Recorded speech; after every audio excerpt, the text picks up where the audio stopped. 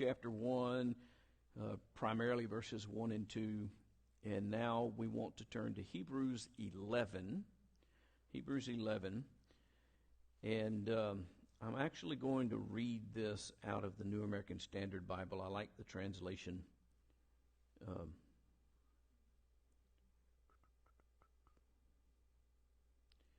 And I have 17 through 19 up there, correct?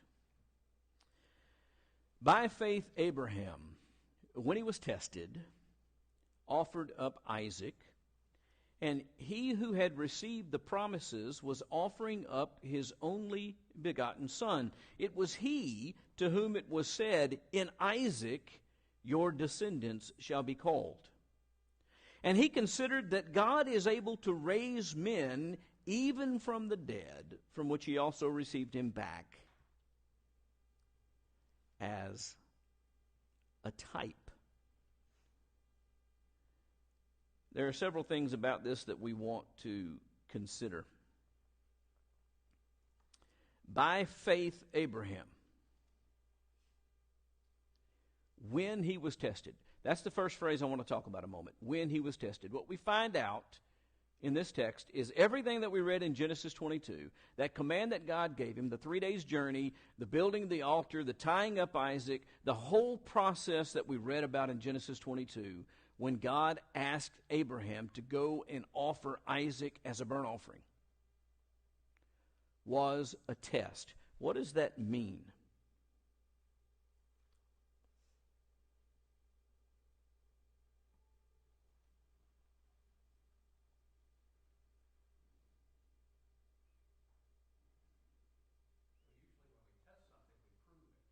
Okay? We prove it, which is a great word, and it's being used exactly the way that it ought to be used.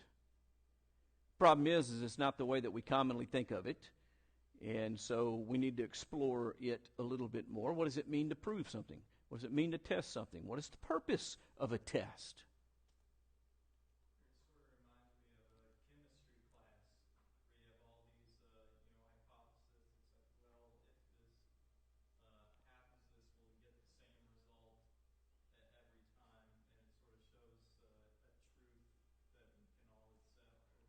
Okay.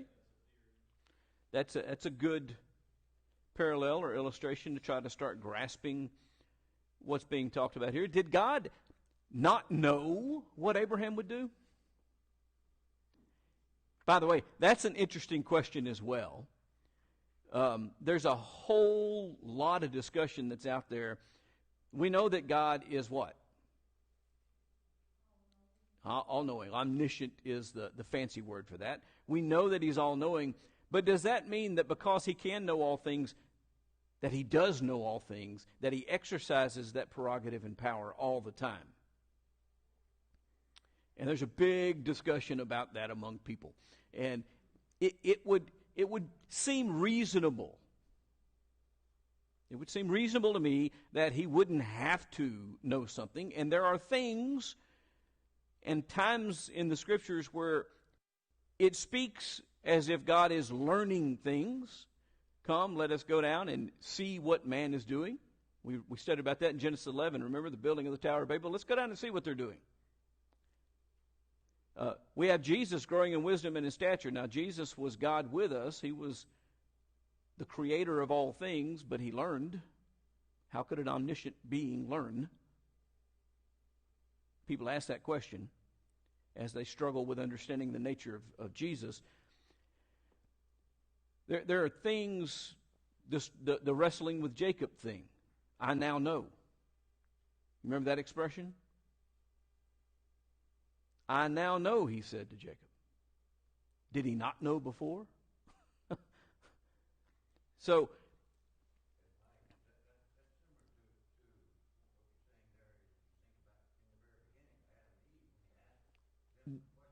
where are you?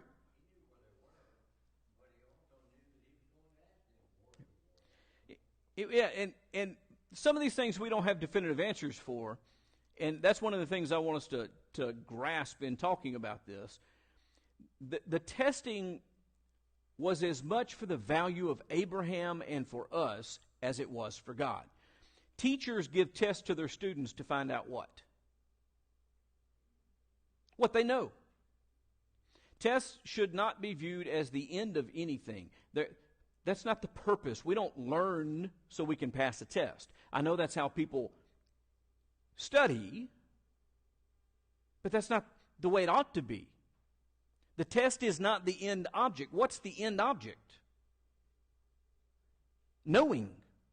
That's the end object. That's why Neil's illustration is good. The idea of going into the lab and testing these theories and hypotheses so that we can eventually know something.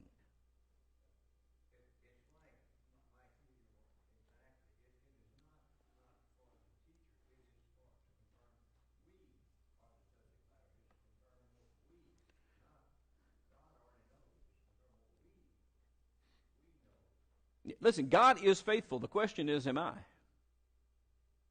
Now, we need to understand that there are many, many things in life that can test our faith. This was one. This requirement that God gave Abraham was one that was going to test his faithfulness.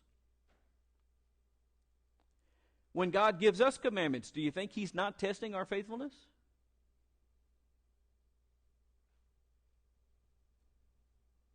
When God told Abraham, by the way, this is used earlier in the chapter of Hebrews 11 to talk about Abraham and his faith.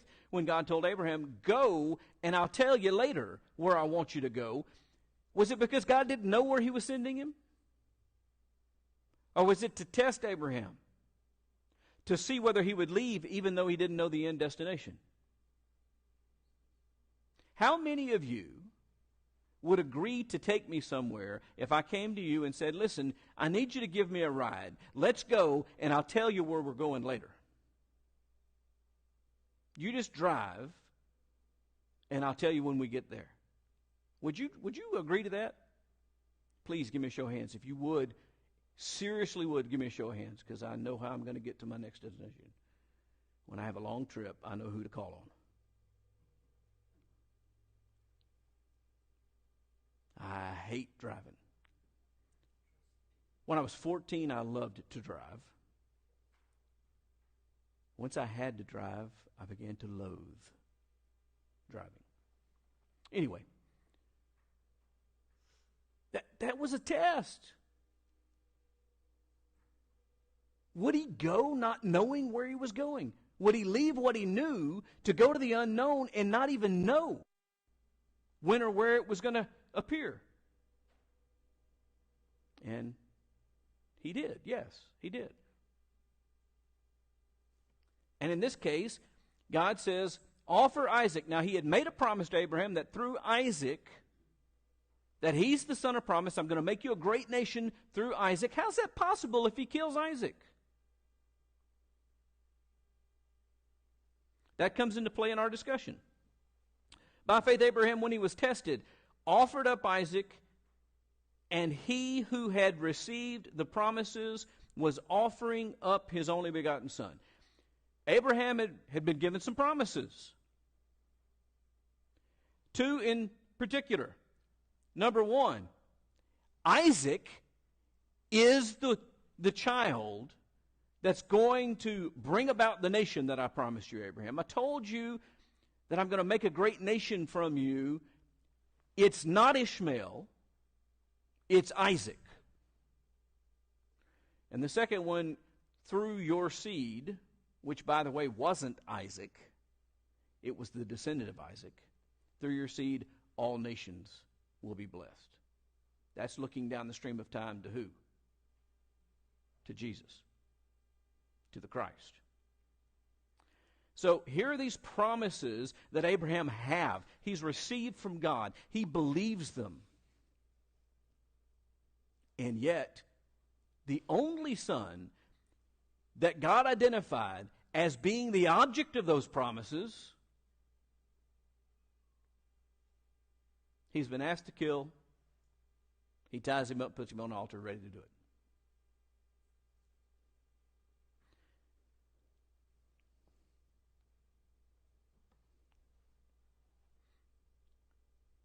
It was he to whom it was said, "In Isaac your descendants shall be called."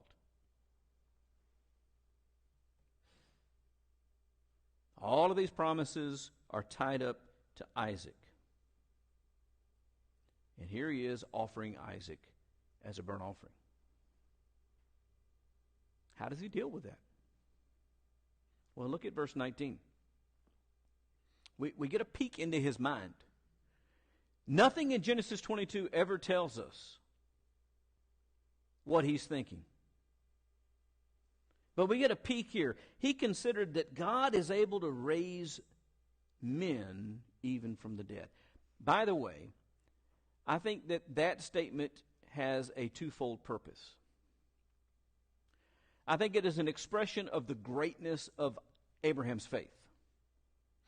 Whether or not Abraham literally thought to himself, well, God's just going to give him life again, I don't know.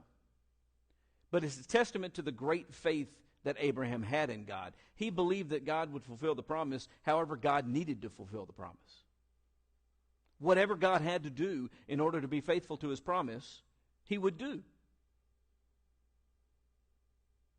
That there was no limit to that.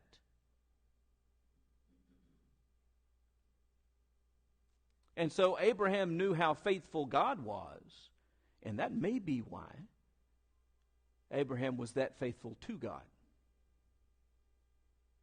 He was so absolutely convinced that these promises would be fulfilled that he was willing to kill the linchpin to fulfilling those promises. Because he considered that God is able to raise men even from the dead. There's no limits to what God can do or will do to fulfill his promises. Do we really believe that? Do we live like we believe that?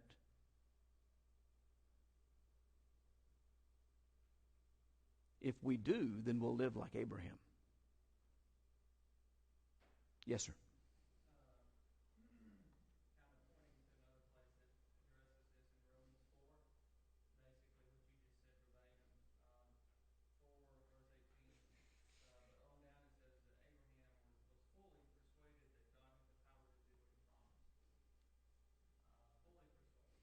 Right.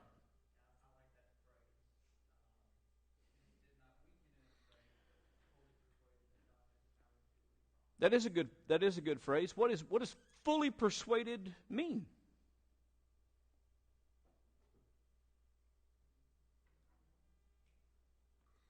There's an interesting thing in our criminal justice system. We asked 12 ordinary people, like you and me, to sit and listen to evidence be presented and to decide whether or not an individual did a particular thing that is criminal and pronounce guilt or innocence. And the threshold that we set for doing so is that we have to find that they are guilty beyond reasonable doubt. That's an important threshold. The word reasonable is important in there. The threshold is not that you must find them guilty beyond all doubt, because guess what? If it was, you have to find them guilty beyond all doubt. Hardly anyone would ever be found guilty.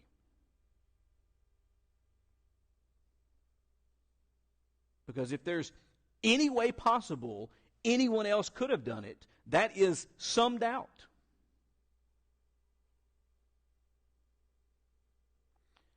And so they don't say beyond all doubt, they say beyond reasonable doubt. What a reasonable person sees and understands and comprehends from these things. In civil cases, the standard goes down even more. It goes down to what is referred to as preponderance of the evidence. 50% plus anything. If it's just ever so slightly more likely to have happened this way, then you can find that it did. But in the criminal justice system, we have a reasonable person has to be able to say that, you know what, I think he did it.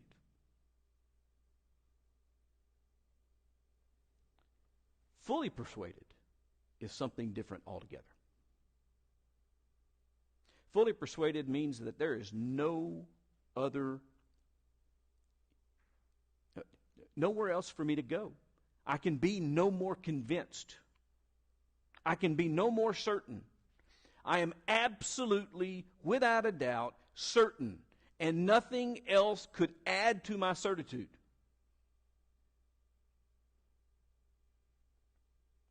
Abraham was fully persuaded that God was able. Not just that God was able, but what else? That God was willing, that God would. And that's important because it dictated the way that Abraham lived. Listen, if God had said to Abraham, I want you to put this knife in your own chest, would Abraham have been willing to do it?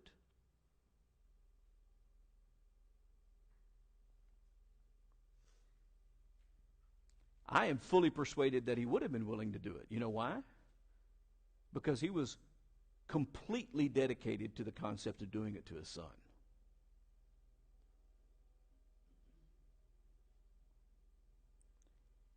And if I'm being honest with myself as I examine my own life and ask about my faith, I'm not real sure that I always function along those lines. Am I fully persuaded that God meant what he said when he said, seek first his kingdom and his righteousness, and all these things will be added to you? Am I fully convinced that my number one goal, therefore, needs to be seeking after God and his righteousness rather than the mundane things of life? Because the mundane things of life, God has said, will be provided as I need them. Do I really believe that God's going to do that? The way that Abraham believed and was fully convinced that God would keep his promises? And that's just one example. Yes, sir.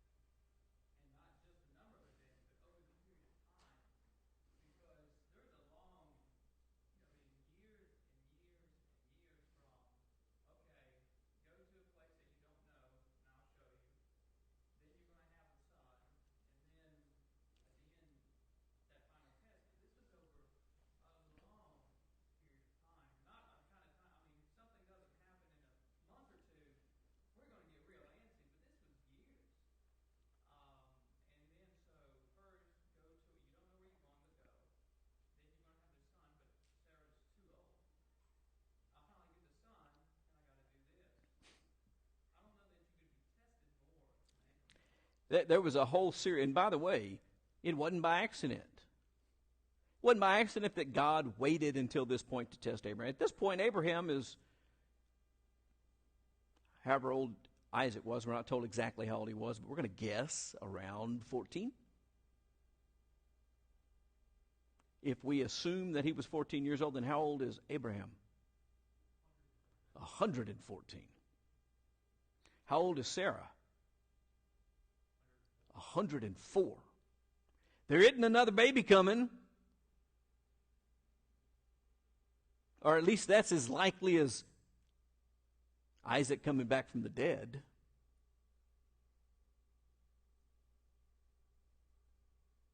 Maybe the reason Abraham had such great faith is because he had already seen God fulfill promises long past the day in which he thought it was possible. You see, that first little crack of Abraham's doubt was introduced when he agreed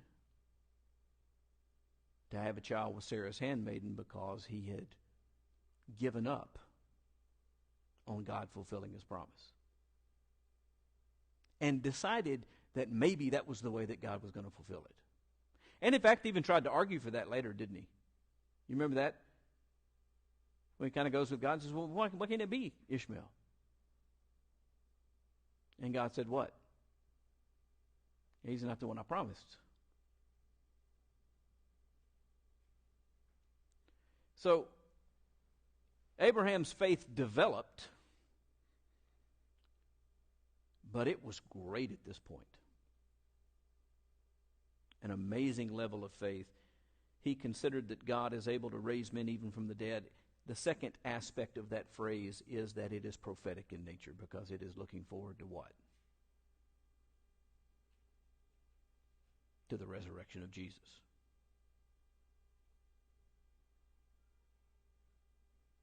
That is exactly how God was going to deliver man from death, by raising men from the dead.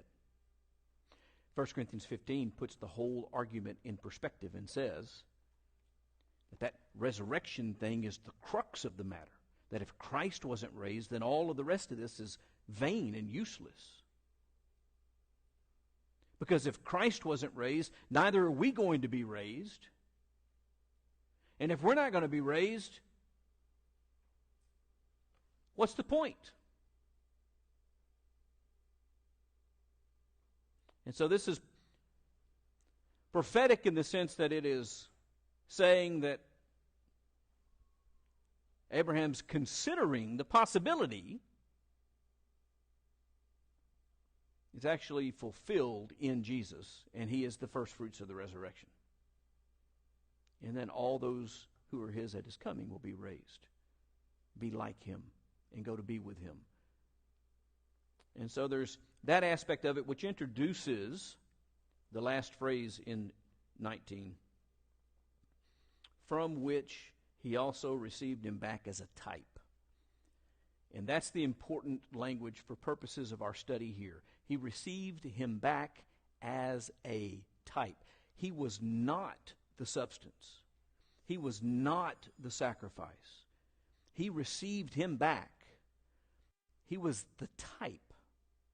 And that is what that whole exercise in Genesis 22 is supposed to have been. A type, a shadow, an instructional exercise, not just to test Abraham's faith, but to teach about how God was going to deliver. That the descendant of Isaac was in fact going to be offered and going to be raised as a means by which to fulfill the promise of blessing all nations.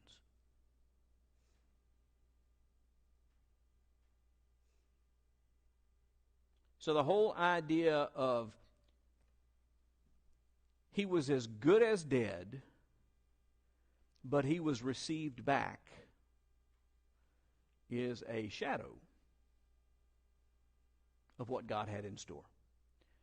In a sense, it's a shadow of what is true for each one of us, because when we commit sin, what do? In the day you shall eat thereof, you shall surely die. We're as good as dead. Are we received back?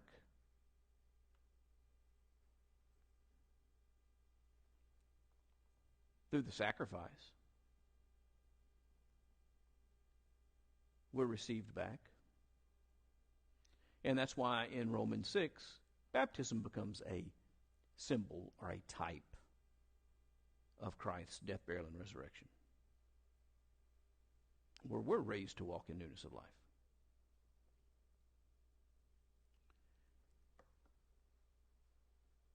It's all purposed and thought out. It wasn't incidental. It wasn't accidental.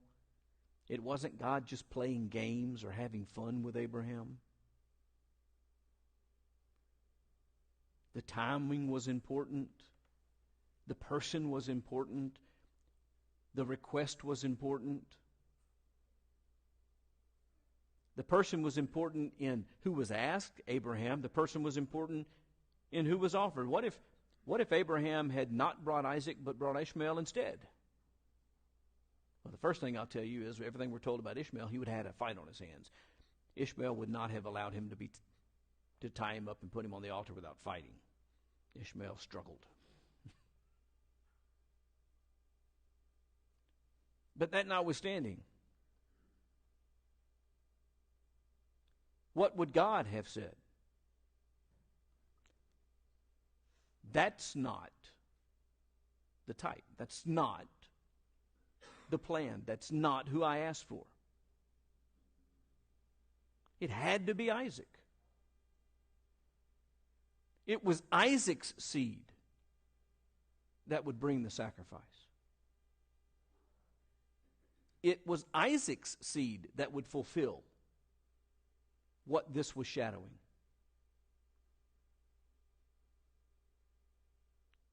And it's why John stood and told the crowds when Jesus walked up, "Behold the Lamb of God who takes away the sins of the world." It's why Jesus had to die. Because he was the substance. He was the fulfillment. He was the antitype. The actual thing. He was what God was thinking about, what God was planning, and what God was demonstrating back in Genesis 22.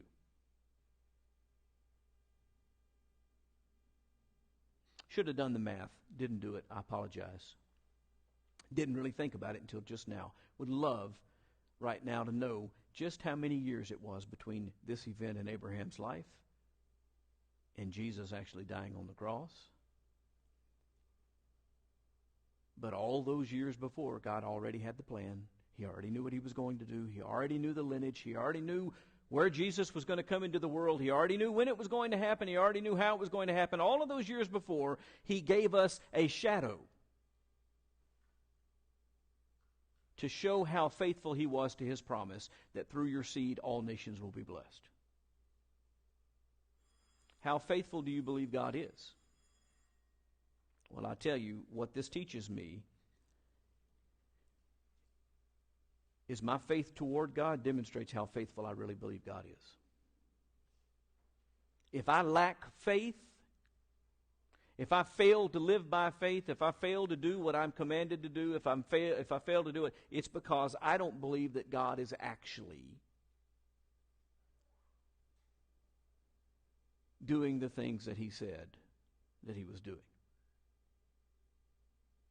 I don't believe he's actually fulfilling his promise. That's why I don't act faithfully toward him.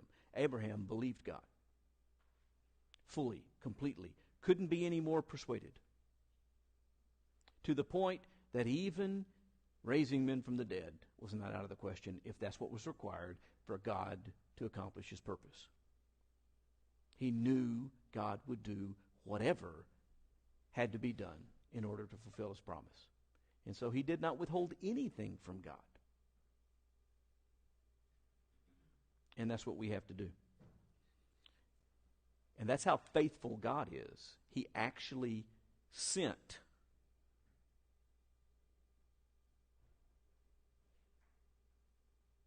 Jesus. I don't even know if it's fair to use the name Jesus. Jesus was his name when he was incarnated. He actually sent the person of the Godhead that we later learn was the agent of creation into the world to take on human flesh and die so he could fulfill that promise to bless all nations. That's how dedicated God is to fulfilling his promises. And I can build my life on that. All right, next time, just to give you a heads up, you can look at 2 Chronicles 3 about the temple a little bit, maybe 1 Kings 6, a few of those passages. We're going to talk about the veil. Find out everything you can about the veil in the temple. And next week will be the last Sunday morning class that I teach this year. So that's what, hopefully we'll get all this taken care of in that one class. If we don't, I don't know what I'm going to do.